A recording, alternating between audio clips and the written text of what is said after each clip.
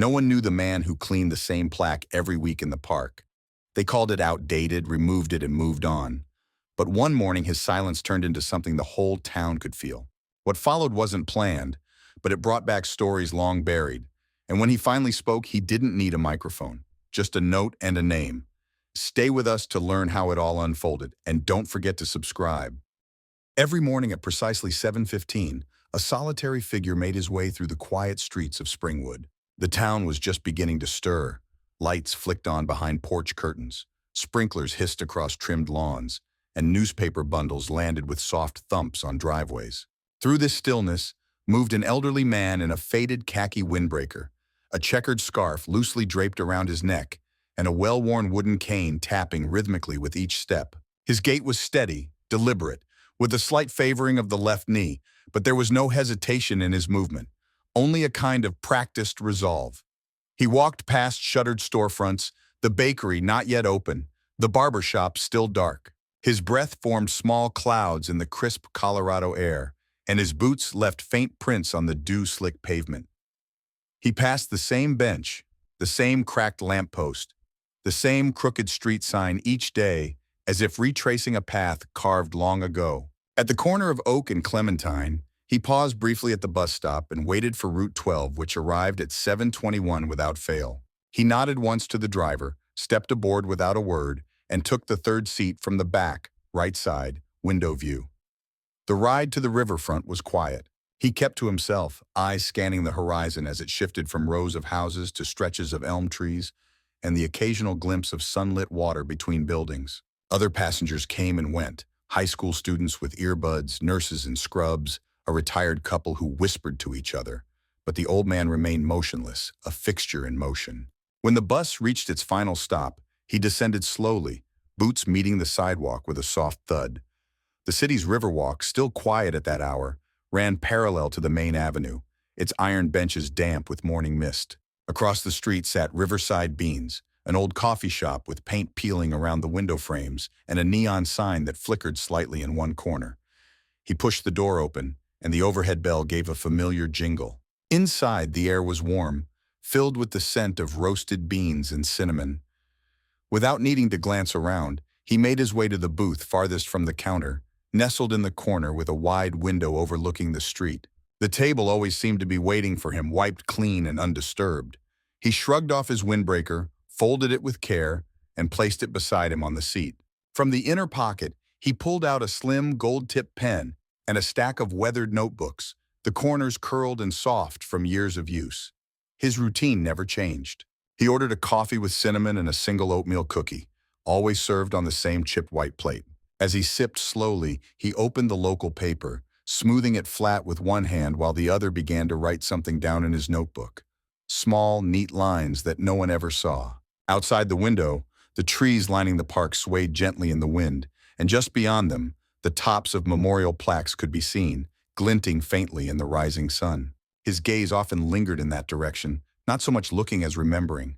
The world outside moved on. Joggers passed by, delivery vans pulled into alleys, but inside that booth, time seemed to hold its breath. For the regulars, he was simply Mr. Harris, the quiet man by the window. But even they could sense there was something about him that made the booth feel more like a place of reflection than routine. In May of 2013, the Springwood City Council welcomed a new assistant for municipal initiatives, Nick Branner, a recent graduate from the University of Denver with a degree in urban development and a resume full of summer internships and city planning conferences. He was sharp, confident, and eager to leave his mark. With his rolled-up sleeves and sleek laptop bag, Nick moved through City Hall like a man on a mission. His office, tucked behind the council chamber, quickly filled with whiteboards, color-coded charts, and sticky notes that formed webs of deadlines and action points. His first major project, dubbed the Community Renewal Plan, aimed to revitalize outdated public spaces. He presented his vision with polished slides and optimistic bullet points: new benches, modern lighting, digital info boards, improved landscaping. One section in particular, labeled Historical Obstructions, included a list of features targeted for removal. Among them, the wooden memorial plaques along the Riverside Park's east pathway, and the older iron street lamps considered energy inefficient and visually inconsistent with the renewal aesthetic. Nick scheduled a site walk early one Thursday morning. The sky was clear, the air brisk. He wore a navy windbreaker and carried a clipboard with printed layouts. Accompanied by a junior planning intern and a representative from Public Works, he made his way toward the Memorial Alley in Riverside Park. The path curved slightly, lined with aging oaks, and the grass on either side was flecked with dandelions. The benches were weather-worn, the wood pale from sun and years of use. Small plaques, bolted to the ground at the base of trees or mounted on low posts, bore the names of men and women who had served in wars gone by. Some were polished, others faded by wind and time. As Nick walked the path, he made notes beside several of the plaques. He paused in front of one whose edges were chipped and surface discolored. He tapped it lightly with his pen, then circled a line item on his page, replaced with QR memorial system. To him, it was a logical upgrade, a clean, standardized system, efficient, trackable, shareable online. Near the middle of the path, a figure knelt beside one of the plaques. An older man, back slightly hunched, hand moving with a cloth in slow, careful motions. Nick paused, watching for a moment. The man wore a khaki jacket, and beside him lay a small canvas bag with polished gloves and a folded American flag. He seemed unaware of the others approaching. Nick turned away before their eyes met, refocused on his task. To Nick, this was simply part of a necessary shift, a modernization effort for a town lagging behind. The plaques were relics, and relics didn't belong in his new vision. He didn't know the man by name, nor the stories behind each weathered sign. To him, the past was valuable only when framed properly, curated, and streamlined for public use. The worn wood and rusted bolts of the old memorials weren't legacy, they were inefficiencies, and inefficiencies had no place in his plan. 2 weeks after the initial site survey, the first phase of the community renewal plan went into action. Just after dawn on a quiet Monday, city workers arrived at Riverside Park in white utility trucks, orange cones stacked in the flatbeds. They moved in pairs equipped with gloves, power tools, and labeled cardboard boxes. By 9 a.m., the Memorial Alley was unrecognizable. The wooden plaques that had once stood solemnly beneath the trees were unscrewed, lifted, and placed into crates marked Archive Hold. The iron lamp posts, some rusted at the base, were uprooted using small hydraulic rigs, their sockets left open, and filled with loose dirt. Black and yellow caution tape was stretched across the entrances to the pathway, fluttering in the morning breeze. Orange signs reading "Site under redevelopment, do not enter" were staked into the grass. A chalk outline marked where new pavers would be laid. The air smelled of fresh soil and engine exhaust. It was the beginning of a transformation. Clean lines, modern landscaping, and the removal of what the documents had called non-essential commemorative clutter. Joseph Harris arrived just after the crews had departed for lunch. He walked slowly, cane in one hand, a thermos tucked beneath his arm. At first he thought he was mistaken. The trees were still there. The path still curved the same way. But the markers, each one he had tended, each one connected to a name and a face, were gone. The base of the oak tree where Wayne Miller's plaque had been was bare, save for a few disturbed roots and the shallow imprint of a recently removed post.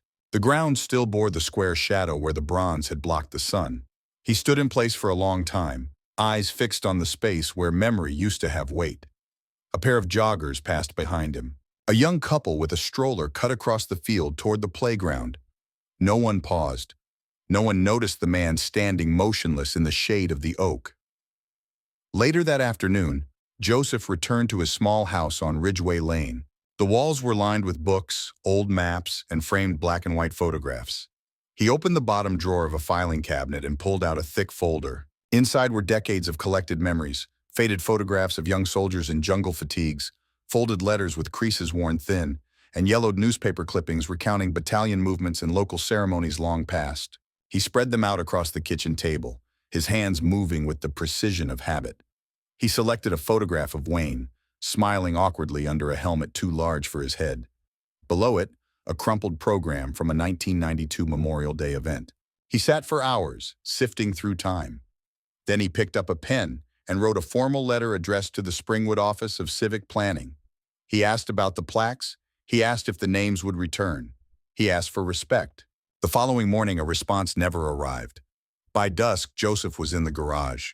He found an old sheet of plywood leaning behind a rusted toolbox, brushed off the dust, and laid it across two sawhorses. He painted it black using a leftover can from a forgotten project, then waited as it dried under a dim work light.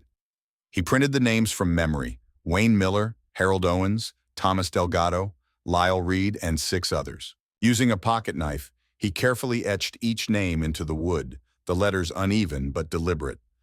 Before sunrise, long before any traffic stirred, Joseph returned to the park. The sky was a dull gray, the air cool and still. He carried the board under one arm and a small mallet in the other. At the base of the oak, he drove 2 stakes into the soil and fastened the board between them. He stepped back, adjusted it slightly, then pulled from his coat a strip of white cloth and tied it around the nearest branch. The message at the top of the board read, in plain hand-painted letters, "We were, we are, we remain." The park remained quiet, unaware of the ceremony that had just taken place. A few birds stirred in the trees. The river rolled in the distance, indifferent and steady. The wind lifted the corners of the white cloth and pressed it against the bark, as if to seal the message there for a little longer. By Sunday morning, something had changed in Riverside Park. The hand-painted plaque beneath the oak tree, installed in silence and under cover of dawn, no longer stood alone. What had begun as a quiet act of remembrance had grown into something layered, communal, and alive. Flowers began to appear first. At first, a few wild arrangements in glass jars and plastic cups, then more deliberate offerings. Roses tied with ribbon, bouquets wrapped in paper bearing handwritten notes. Someone had brought a miniature American flag and wedged it carefully into the earth beside the base of the plaque. Others left military pins, bronze insignias, and small wooden crosses etched with initials. By mid-morning, a veteran from the Korean War laid down his old campaign cap. A young boy followed with a drawing of a soldier holding a flag, his crayon strokes uneven but sincere. Notes began to accumulate, folded scraps of paper weighed down with pebbles, many written in shaky cursive. For my brother, 1971. Dad, I still remember the stories. We didn't forget. The names Joseph had carved now belonged not only to his memory, but to dozens of others who saw something familiar in that board. Someone, somewhere, who had also mattered. The transformation was subtle, but constant. With each passing hour, the memorial grew. The black paint of the wooden plaque began to weather slightly under the early summer sun, but it gave the names more gravity, not less. The white letters stood out against the dark background, catching the light at certain angles like shadows taking form. Bees hovered around the flowers. Wind tugged gently at flags and ribbons. It wasn't flashy or orchestrated. It was human. Sometime in the early afternoon, a local amateur photographer named Maria Jensen snapped a photo of the scene and posted it to her community blog with a caption, "This wasn't here last week, and now I can't imagine the park without it." The post was shared over 200 times within hours. It reached the front page of the Springwood Sentinel's digital edition later that evening, under the headline, "An Unofficial Memorial Speaks Loudly." Readers scrolled past ads and event listings and paused at the image. Just a wooden board, a tree, and silence that said more than speeches. By Sunday night, people arrived with folding chairs and coffee cups. They didn't speak much. Some nodded to one another. Others brought photographs and taped them to the tree trunk. The air carried a new kind of stillness, not from absence but from presence, of thought, of history, of grief left quietly acknowledged. Joseph's plaque, never intended to be permanent, had become essential. At Riverside Beans, the small cafe Joseph visited each morning, change arrived too. The regulars still drank their coffee, still argued over crossword puzzles and sports stats, but now, occasionally, someone would glance toward Joseph's booth. Strangers began to stop by, not many, and never loudly. They might sit at the table next to his and leave a coin or folded note beside their cup. Some shook his hand, others simply placed something small on the table, a military patch, a postcard, a worn photo of a soldier in uniform, and walked away. Joseph accepted them all without a word, simply adjusting his notebook or reaching for his coffee like nothing had changed, though everything had. Nick Branner saw the article on Sunday evening, emailed to him by the mayor with a curt message. Was this cleared? The mayor, pragmatic and politically attuned, understood quickly that this improvised memorial carried more emotional weight than any of the committee-approved installations. Nick hadn't known about it until that moment. He sat in his small home office, reading the comments online. Words like finally and truth repeated over and over. His own carefully designed renderings, modern benches, LED pathway lights, minimalist granite name walls, felt sterile by comparison. The next morning, Nick arrived at Riverside Park just after 7 a.m. The sun was low, casting long shadows across the path. The air smelled of fresh-cut grass and river water.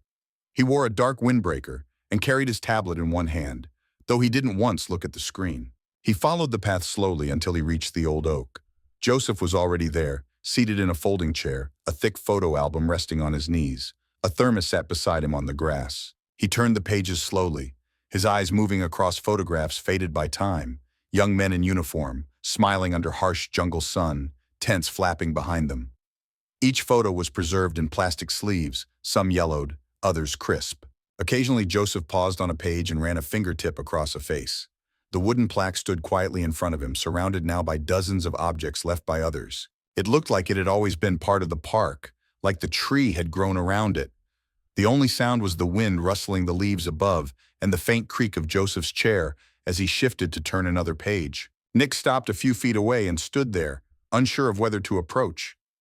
He looked down at the ground, then at the names on the plaque. He recognized none of them but understood immediately that someone else did, and that was enough. He expected confrontation, maybe even resistance. Instead, he found stillness, not passive but rooted, unshakable. Joseph didn't look up. He didn't speak.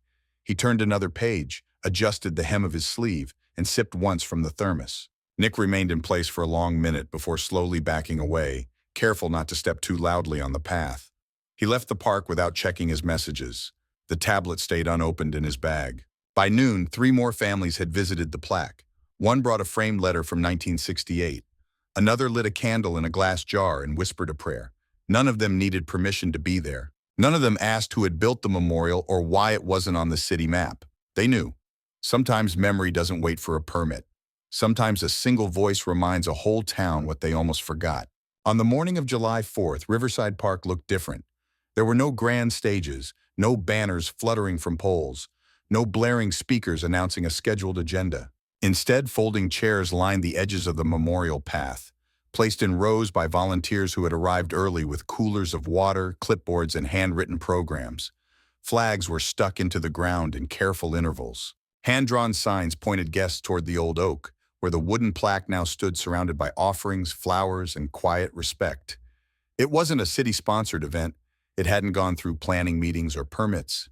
There were no food trucks or promotional tents, no politicians shaking hands or ribbon cuttings. It had been organized over phone calls, church bulletins, and a flurry of community Facebook messages. What began as a small idea grew into something broader, a town deciding together to remember.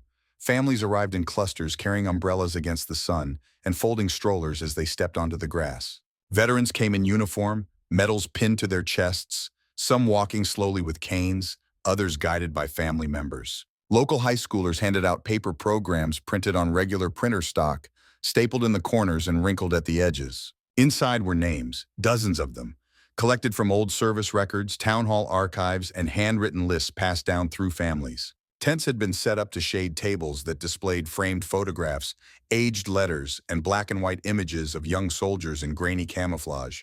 Each item bore a small tag with a name and a year. Beneath the oak, someone had set up an easel with a single portrait in the center, a man in uniform, his face earnest, eyes steady. Below it, a handwritten sign, "Those who stood before us." At the start of the gathering, there was no fanfare. People stood murmuring softly, finding their seats. Some sat cross-legged in the grass, children held flags on thin wooden sticks. Then someone stepped forward holding a clipboard and a modest wireless speaker. A recording of the national anthem played, not loud, just enough to rise into the trees and stir the leaves. As the final note faded, a long silence followed. Nick Branner stood near the front, holding a printed sheet of paper in his slightly trembling hands. The page had been folded once, then carefully smoothed out. It was a copy of the letter Joseph Harris had sent to the city 2 weeks earlier, the one that had gone unanswered. Nick cleared his throat and stepped forward to the makeshift podium. Just a music stand borrowed from the middle school band room. He began to read slowly, the words inked in black across the page. As he spoke, the words caught in his throat. The letter wasn't long. It didn't argue or accuse. It spoke of memory, of duty, of names that meant something only to those who had carried them through fire and years. Halfway through, Nick paused, lowered the page slightly and looked out over the crowd. There was no camera flash, no cue for applause, just stillness. At the edge of the gathering, near the last row of folding chairs, Joseph Harris stood without his usual windbreaker. He wore a light button-down shirt tucked into his slacks. His cane hung loosely from one hand. He didn't move forward. He didn't speak. His eyes remained fixed on the wooden plaques and photos arranged in neat lines down the path, like a formation of comrades standing shoulder to shoulder. His face was calm, not blank, but bearing the weight of something understood and carried for far too long. After Nick finished reading, no one filled the silence with words. No one rushed to take the stage. The quiet lingered like a second anthem, deeper than music. Then Joseph moved. He stepped forward slowly, walking along the edge of the path until he reached the center of the memorial display. The crowd watched as he approached the oak, not hurrying, not drawing attention. He reached the space just in front of the wooden plaque. With a steady hand, he raised his cane, not as a symbol, not as a gesture, and lowered it to the ground, letting it rest gently in the soil. He stood still for a long moment. Then, as if on instinct, the crowd began to rise. One by one, people stood, not because anyone had asked them to, not because it was part of the program, but because it felt right. Veterans reached for their caps. Children fell quiet. Even a pair of teenagers in earbuds slowly slipped them out and tucked them into their pockets. There was no applause, no music followed. The wind moved through the trees, brushing over the photographs and rustling the flags. For those few minutes, the park became a cathedral of silence and memory, held together not by planning but by presence. After a while, Joseph turned and walked back toward the last row, taking his seat again with the same quiet resolve with which he had arrived. The cane remained where he left it, standing upright in the grass. 1 week after the Independence Day gathering, a new display appeared inside the Springwood Historical Archive. It occupied a modest glass case in the center of the main room, positioned between rotating exhibits of railroad history and local farming equipment. There were no banners, no ribbon cutting. Just a square of polished tile beneath a softly lit cabinet and a small printed sign affixed to the wall that read simply, "In their quiet honor." Inside the case, neatly folded, lay Joseph Harris's khaki windbreaker. The fabric was softened with age, the cuffs slightly frayed, the collar gently creased as if still shaped by his shoulders. Resting atop it was a black and white photograph dated 1966, showing a line of young men in military fatigues standing in the shade of palm trees. Their faces were sunburned and weary, their posture alert. Joseph stood second from the right, hands behind his back, eyes unreadable. Beside the photograph was a letter, printed on cream-colored stock and mounted behind museum glass. It was a reprint of the note Joseph had written to the city weeks earlier, the one that had gone unanswered, but not unseen. Above it, engraved on a small bronze plate, were 5 words, "The ones who remembered for all." To the side, a formal statement from the mayor's office was framed in a wooden border, offering public acknowledgement, apology, and gratitude. It did not attempt to summarize Joseph's actions or explain the oversight. It simply acknowledged what had always been true, that some people preserve the fabric of a town not by title or assignment, but by showing up. Joseph didn't attend the exhibit's unveiling. He hadn't been asked, and even if he had, he likely wouldn't have come. That week he changed his routine.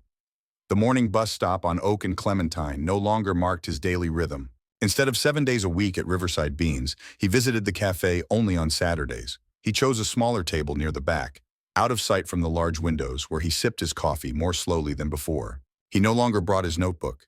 Instead, he carried a hardcover book with worn edges and a plain gray dust jacket. Observant patrons noticed the title on the spine, "Ash and Green, A Soldier's Quiet War." It would later become known that Joseph had been writing the memoir for over 2 years, working late into the evenings with a typewriter older than most of the town's residents. The manuscript had been finished just a month before the plaque appeared beneath the oak. At the end of August, Joseph agreed to speak at Springwood High School. He arrived without notes, slideshow, or introduction. The auditorium lights stayed dim. He didn't use the stage. Instead, he stood in front of the first row of students, hands resting lightly on the back of a folding chair. He talked not about battles or medals, but about silence, the kind that followed orders, the kind that waited for letters, the kind that carried memory when no one else could. He told them that not every service looked like a salute. Sometimes, he said, it looked like a name you remembered when no one else did. Students didn't ask many questions. They didn't need to. A few stayed behind afterward, lingering quietly in the aisles. One boy, later interviewed by the school newspaper, said simply, It was like he wasn't teaching us. He was handing something over. Joseph's final gesture went mostly unnoticed. On a gray, overcast morning in early September, he returned to Riverside Park alone. The sky hung low with the promise of rain. The memorial plaque still stood beneath the oak, weathered now, but firm. At its base, the flowers had thinned, the notes faded, but the reverence remained. Joseph carried with him a small bench, handmade, barely longer than a child's reading seat. He set it in the shade of the tree, positioned so that anyone sitting would face the plaque. On the backrest, he had burned 4 words into the wood with a soldering iron. If you remember, sit. He stayed for less than an hour, watching the river drift quietly beyond the grass, watching leaves twist in slow spirals from the branches. Then he stood, adjusted his coat, and left the park without looking back. The next morning, a teenager sat on the new bench, a book open on their lap. Beside them, resting on the wood, was a weathered notebook wrapped in a rubber band. Inside the front cover was a note handwritten in Joseph's steady print. Your turn. After that, no one asked who Joseph Harris was anymore. Not because the town forgot, but because they no longer needed to be told. The story had already taken root.